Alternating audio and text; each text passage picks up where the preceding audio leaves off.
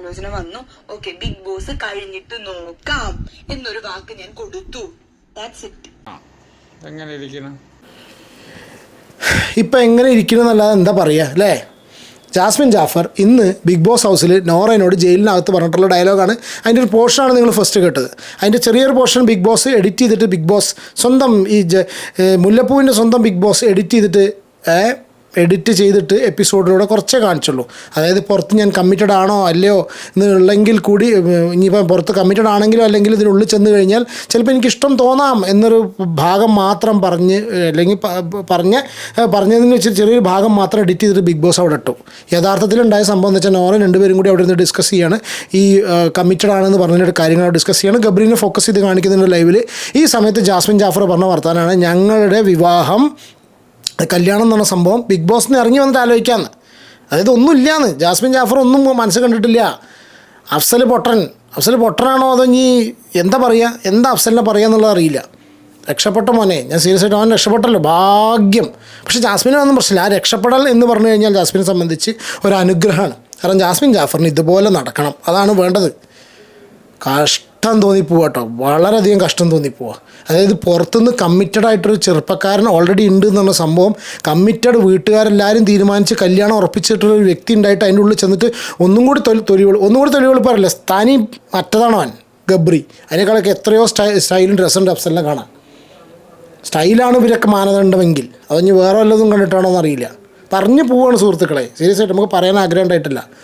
വളരെ മോശം, സീരിയസ് ആയിട്ട് പറയാൻ വളരെ മോശം. അതായത് ഇതുവരെ ജാസ്മിൻ ജാഫറിൻ്റെ ആൾക്കാരെല്ലാവരും പുറത്ത് പറഞ്ഞിരുന്നത് എന്താ, ജാസ്മിൻ ജാഫറിൻ്റെ ഉപ്പ തന്നെയല്ലേ പറഞ്ഞിരുന്നത് കല്യാണം ഓൾറെഡി തീരുമാനിച്ച് വെച്ച ആളാണെന്നുള്ളത് അല്ലേ?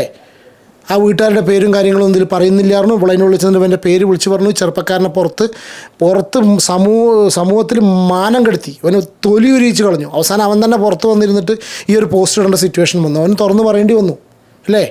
അതും നമ്മൾ കണ്ടിട്ടില്ല. നമ്മൾ ആ വീഡിയോ അടക്കം റിയാക്ട് ചെയ്താണ്, അവൻ്റെ വോയിസ് ക്ലിപ്പുകൾ സർക്കുലേറ്റ് ചെയ്താണ്, അവൻ്റെ കാര്യങ്ങളെല്ലാം സർക്കുലേറ്റ് ചെയ്താണ്. ആ സിറ്റുവേഷനിൽ ഇന്നത്തെ അവസ്ഥ ഇതാണ്. കാരണം ജാസ്മിൻ ജാഫർ അതിൻ്റെ ഉള്ളിൽ സമ്മതിച്ചു അവൾക്കൊന്നുമല്ലാന്ന്, അവൾക്ക് അങ്ങനെ ഒരു സംഗതി ഇല്ലയെന്ന്.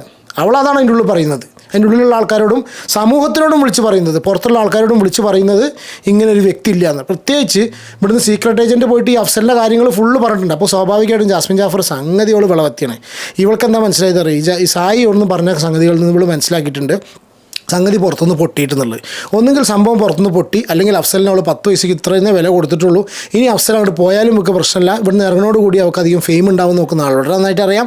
അവൾ തോന്നിയ രീതിയിലുള്ള ജീവിതവും കാര്യങ്ങളായിട്ട് അവൾ മുന്നോട്ട് പോകും. ഇതൊന്നും നമ്മൾ ഇടപെടേണ്ട കാര്യമില്ല, കാരണം അവരുടെ പേഴ്സണൽ ലൈഫാണ്. പക്ഷേ ഈ പേഴ്സണൽ ലൈഫ് അവർ ഇവിടെ സോഷ്യൽ മീഡിയയിൽ കൊണ്ടുവന്നിട്ടും ബിഗ് ബോസിലിട്ടിട്ടും കൊണ്ടുവന്ന് ചർച്ച ചെയ്ത ഒറ്റ കാര്യം കൊണ്ട് മാത്രമാണ് നമ്മളിതിൽ ചർച്ച ചെയ്യുന്നത്. ഏതായാലും വളരെ നന്നായിട്ടുണ്ട്. ലൈവ് കണ്ടവർക്ക് വളരെ ക്ലിയർ ആയിട്ട് അറിയാം. അളവുകോൽ അല്ലേ? ജാസ്മിൻ ജാഫറിൻ്റെ സ്വഭാവത്തിനെ കുറിച്ച് നമ്മളൊക്കെ വീഡിയോസ് ചെയ്യുന്ന സമയത്ത് ഇപ്പോൾ കുറച്ചൊക്കെ ഫാൻസ് ഉണ്ടായി വരുന്നുണ്ടോന്നുണ്ട് ജാസ്മിൻ ജാഫറിന്. വീണ്ടും ചില കാര്യങ്ങളൊക്കെ പറഞ്ഞപ്പോൾ നമ്മൾ കുളിയുടെ കാര്യം ഹൈജീൻ്റെ കാര്യങ്ങളൊക്കെ എടുത്ത് പറഞ്ഞ സമയത്ത് അത്യാവശ്യം എനിക്ക് തോന്നുന്നു ഒരു 10-25 കമൻറ്റൊക്കെ വളരെ മോശമായിട്ടൊക്കെ കണ്ടപ്പോൾ എവിടേക്കോ ജാസ്മിൻ ജാഫറിൻ്റെ വളരെ ആൾക്കാരൊക്കെ തലപൊക്കി വരുന്നുണ്ട്. അപ്പോൾ ഇവർക്കിപ്പോൾ ഇത് പറയാനുള്ള എന്താ വെച്ചാൽ ഇവരെന്തായാലും ജാസ്മിനെ സപ്പോർട്ട് ചെയ്തിട്ട് നിൽക്കുള്ളൂ. കാരണം വെച്ചാൽ ജാസ്മിൻ പറഞ്ഞതാണ് വേദവാക്യം. കാരണം വെച്ചാൽ അഫ്സൽ ഒരു പക്ഷേ നുണ പറയാമെന്നാവും പുറത്ത് പറയുന്നത്. അഫ്സൽ നാളെ മറുപടി പറയട്ടെ. കാരണം അഫ്സൽ ഇതിന് മറുപടി പറയുന്നു അറിയില്ല. ഇനി അവൻ എല്ലാം എൻഡ് ചെയ്തു, അവൻ്റെ ഭാഗത്ത് നിന്ന് ക്ലിയർ ചെയ്യുന്നുള്ള വേണ്ട, അവൻ പറയണ്ട. അപ്പോൾ അവൻ ജീവിച്ച് പോയിക്കോട്ടെ. നമുക്ക് വെറുതെ കോണ്ടൻറ്റ് കിട്ടുന്നുണ്ടെങ്കിൽ അവൻ പറയണ്ട. അവൻ്റെ കാര്യങ്ങളായിട്ട് ജീവിച്ച് പോട്ടെ. അവനാണെങ്കിലും അവൻ്റെ ഫാമിലി ആണെങ്കിലും രക്ഷപ്പെട്ടു എന്ന് മാത്രം വിചാരിച്ചാൽ മതി. കാരണം വെച്ചാൽ ഒരാളോട് പുറത്തുനിന്ന് കമ്മിറ്റഡ് ആണെന്നുള്ള രീതിയിൽ നിൽക്കുന്ന 7 മാസത്തോളം ഈ ബിഗ് ബോസിൽ പോകുന്ന കാര്യങ്ങൾ കംപ്ലീറ്റ് റെഡിയാക്കി കൊടുത്തുന്നത്. ഇതിനെല്ലാം തെളിവായിട്ട് വിവിൻ്റെ അവിടെ ഇരിക്കണോ? വിവിക്ക് എല്ലാ കാര്യങ്ങളും അറിയാം. ഇവരുടെ ഫ്രണ്ടായിരുന്നു, ഇവരുടെ ഫ്രണ്ടാണ് അഫ്സൽ. ഉള്ള കാര്യങ്ങൾ മുഴുവൻ പറഞ്ഞിട്ടുണ്ട്. ഈ വോയിസ് ക്ലിപ്പുകൾ കംപ്ലീറ്റ് പുറത്ത് വിട്ടിട്ടുണ്ട്. ഇത്രയൊക്കെ പറഞ്ഞു കഴിഞ്ഞിട്ടും എത്ര ലാഘവത്തോടു കൂടിയാണ് ആ ചെറുപ്പക്കാരനെ കറിവേപ്പില തോറ്റുപോകും. കാരണം അത്രയും ചണ്ടിയാക്കിയിട്ട് ഒരു ചങ്ങായിൻ്റെ ജീവിതത്തിൽ നിന്ന് എടുത്താണ് കളഞ്ഞു. അവളെ സംബന്ധിച്ച് പ്രശ്നമില്ല, അവൾ ചിലപ്പോൾ ബിഗ് ബോസാണ് എല്ലാം എന്നുള്ളതാണ്. പക്ഷേ ഒരു മനുഷ്യനെ സംബന്ധിച്ച് ബിഗ് ബോസ് അല്ല എല്ലാതും, ഫെയിം അല്ല എല്ലാതും, സോഷ്യൽ മീഡിയയിൽ ഫെയിം അല്ല എല്ലാതും. ജീവിതം എന്ന് പറഞ്ഞ സംഭവമുണ്ട്. ഇവരൊന്നും മനസ്സിലാക്കാൻ കിടക്കുന്നുള്ളൂ. നമുക്ക് ലൈഫിൽ ഏറ്റവും കൂടുതലായിട്ട് വേണ്ടതെന്ന് പറഞ്ഞാൽ പരസ്പരം വിശ്വസിച്ച് സ്നേഹിച്ച് നമ്മളെ കൂടെ ജീവിതകാലം മുഴുവൻ ഉണ്ടാവും എന്ന് വിചാരിക്കുന്ന, പണത്തിനപ്പുറം നമ്മൾ സാധാരണ സിറ്റുവേഷനിൽ ഇരിക്കുന്ന സമയത്ത് നമ്മളെ കൂടെ ഉണ്ടാവുമെന്ന് വിചാരിക്കുന്ന ലൈഫ് പാർട്ട്ണറാണ് നമുക്ക് ലൈഫിൽ ഏറ്റവും കൂടുതൽ വേണ്ടത്. അത് പല ആൾക്കാർക്ക് റിയലൈസ് ചെയ്തിട്ടില്ല. റിയലൈസ് ചെയ്യുമ്പോൾ എന്താ പറയുക, ഒരാൾ കിട്ടാതെ വരും. അതാണ് ഇവിടെ കുറേ എണ്ണങ്ങൾ കല്യാണം കഴിക്കാതെ മൂത്ത് നിറച്ച് അങ്ങനെ ഇരിക്കുന്നത്. ഞാൻ അതാക്കി പറയല്ല കേട്ടോ, പല റീസൺ കൊണ്ടായിരിക്കാം. പക്ഷേ ചില സിറ്റുവേഷൻസിൽ നമുക്ക് അങ്ങനെ തോന്നിപ്പോവും, നമുക്കൊന്നുമല്ല, നമുക്ക് ഫെയിമാണ് വേണ്ടത്, ഇതാണ് വേണ്ടതൊക്കെ തോന്നിപ്പോവും. അപ്പോൾ ആ ഒരു ഭ്രമം ആ ഒരു ലോകത്ത് ഇങ്ങനെ പോവും. ഭ്രമയുഗം എന്താ പറയുക, ഭ്രമം ഉണ്ടല്ലോ, ആ ഒരു ഫെയിമിനോടുള്ള ഒരു ഇതിൻ്റെ പുറകെ ഇങ്ങനെ ഓടിപ്പോവും. അപ്പോഴൊന്നും സംഭവം മനസ്സിലാവില്ല. പിന്നെ മനസ്സിലാവുന്ന സമയത്ത് ഇത് വൈകും. ഞാൻ ചില സമയത്തൊക്കെ സംസാരിക്കുന്നത് ചിലപ്പോൾ ഒരു പക്ഷേ ഭാഷകൾ ഹാർഷായി പോകും. അപ്പോൾ എനിക്കെന്താ വെച്ചാൽ നമുക്ക് സ്വാഭാവികമായിട്ട് നമ്മൾ ഈ സിറ്റുവേഷനിലാണ് ചിന്തിച്ചു പോകും. സീരിയസ് ആയിട്ട് ഞാനതാണ് നമ്മൾ സ്നേഹിക്കുന്നൊരു വ്യക്തി രീതിയിൽ കാണിക്കാന്ന് പറയുമ്പോൾ മോശം ഉശിരും പുളിയുണ്ടോ, ഒരു ഫാമിലി പുറത്തില്ലേ, ഇത് ഇനി അതല്ല ഇനി ജാസ്മിൻ ഇത്രത്തോളം സീരിയസ് ആയിട്ട് പറയുമ്പോൾ ഇത് നുണയാണോ? അഫ്സലിനായിട്ട് റിലേഷൻഷിപ്പ് ഇല്ലേ പുറത്ത്? അറിയില്ല. ജാസ്മിൻ സ്വാഭാവികമായിട്ട് വന്നാൽ പറയുന്നതാണ്. ഒന്നുമില്ല എന്നാൽ ജാസ്മിൻ പറഞ്ഞു കഴിഞ്ഞാൽ ജാസ്മിൻ ഒരു പക്ഷേ ചിലപ്പോൾ ബിഗ് ബോസിൻ്റെ വിന്നറോ അല്ലെങ്കിൽ റണ്ണറപ്പോ, വിന്നർ എന്നാ തോന്നുന്നത്. കാരണം വെച്ചാൽ ഇന്നത്തെ സിബിൻ്റെയൊക്കെ സിറ്റുവേഷൻ വെച്ച് സിബിൻ്റെയൊക്കെ മറ്റേ ആ ഒരു മിഡിൽ ഫിംഗർ കാണിച്ചു എന്നുള്ള ഒറ്റ കാര്യം കൂടി ബിഗ് ബോസിന് ഏറ്റി വാർണിംഗ് കൊടുത്ത് സൺഡേയിൽ മറ്റേ എന്താ പറയുക Friday episode, Saturday actually weekend എപ്പിസോഡിൽ ചർച്ച ചെയ്യുന്നൊക്കെ പറഞ്ഞ സ്ഥിതിക്ക് ഒരു പക്ഷേ മിക്കവാറും കപ്പ് ജാസ്മിൻ ജാഫറിന് തന്നെയായിരിക്കും. അപ്പോൾ ജാസ്മിൻ ജാഫർ കപ്പും കൊണ്ട് പുറത്തിറങ്ങിയ സമയത്ത് സ്വാഭാവികമായിട്ടും നിന്ന് പ്രസംഗിക്കാൻ പോകുന്ന സംഭവം അത്ര തന്നെയുള്ളൂ. ഇത് ഒന്നുമില്ല, അഫ്സൽ കെട്ടിച്ചമച്ച അഫ്സൽ തുറന്നാണ്. അപ്പോൾ അഫ്സൽ ചിലപ്പോൾ വേണ്ടാന്ന് പറഞ്ഞിട്ടുള്ള പഴയ ഫോട്ടോസും കാര്യങ്ങളും അവർ തമ്മിൽ എവിഡൻസും സംഭവമൊക്കെ എടുത്ത് പുറത്തേക്ക് ഇടേണ്ടി വരും. ഇത് അങ്ങോട്ടാണ് പോകുന്നത്.